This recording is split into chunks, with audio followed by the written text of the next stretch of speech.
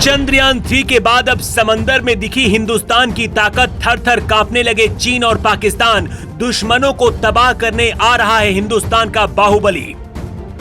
समंदर के अंदर हवा जैसी रफ्तार कई किलोमीटर दूर से कर लेता है दुश्मन का शिकार। इंडियन नेवी की सबसे बड़ी ताकत बनेगा महेंद्रगिरी। हाल में हिंदुस्तान के वैज्ञानिकों की ताकत को पूरी दुनिया ने देखा। चंद्रयान 3 ने जैसे ही चांद पर कदम रखा, पूरी दुनिया में हिंदुस्तान का नाम गूंज उठा। इसरो के वैज्ञानिकों की तारीफ में पूरा देश झुक गया। यहाँ तक कि पीएम मोदी भी विदेश से लौटते ही सुबह 6 बजे इसरो के दफ्तर पहुँच गए।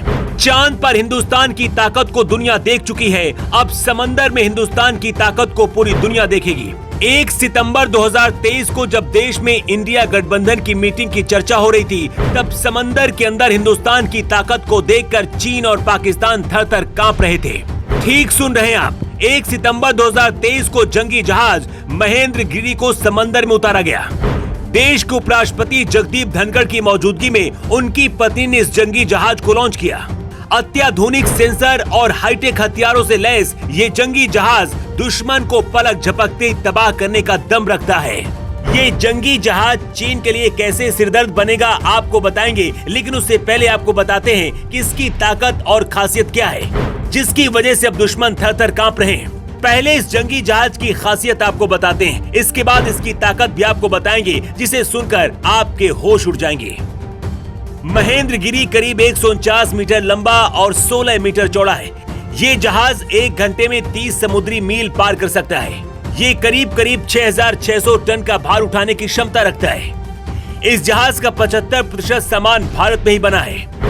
इस जंगी जहाज में जितनी खासियत है, उससे कई गुना ज्यादा इसमें ताकत है और इसी ताकत की वजह से दुश्मन देश भी इसकी चर्चा कर रहे हैं। तो बिना देर किए आपको इसकी ताकत बताते हैं और इसके बाद ये भी बताते हैं कि जहाज चीन के लिए नासूर क्यों बन जाएगा। दुश्मन के विमानों को ये लंबी दूरी से डिटेक्ट कर लेता है। एंटी शिप क्रूज मिसाइलों से निपटने में भी माहिर है। ये मिसाइलों और विमान को हवा में ही मार गिराने की क्षमता रखता है। इसमें एंटी सबमरीन मिसाइल और टॉर्पीडो लॉन्चर भी फिट किया गया है। जहाज पर 2 हेलीकॉप्टर आसानी से लैंड हो सकते हैं। इन्हें रखने के लिए हैंगर भी बनाए गए हैं। इसमें सोनार, रडार और कॉम्बैट मैनेजमेंट सिस्टम लगे हुए हैं। आपको बता दें कि चीन ने श्रीलंका की मजबूती का फायदा उठाकर हंडनटोटा पोर्ट को हथिया लिया था। इसके बाद बीते साल यहां अपना जासूसी जहाज युआन वोंग भेजा था।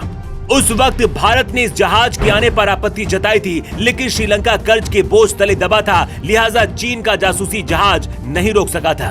तब ये भी कहा गया था कि चीन के इस जहाज का मुकाबला करने के लिए भारत के पास आधुनिक तकनीकी से लैस जहाज नहीं है, लेकिन महेंद्रगिरी लंबी दूरी के जहाजों को भी टारगेट कर सकता है।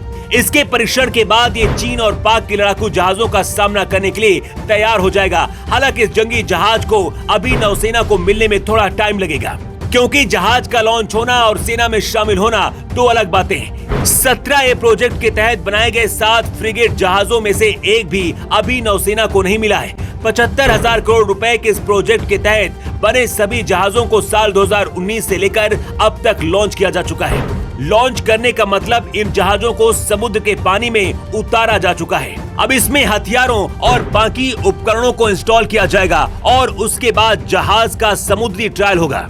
फिर कहीं इन जहाजों को नेवी को सौंप दिया जाएगा। इसमें अभी 1 साल से ज्यादा का वक्त लग सकता है, लेकिन ये जंगी जहाज अब हिंदुस्तान की सबसे बड़ी ताकत बनेंगे। ब्यूरो रिपोर्ट, जेवर 24।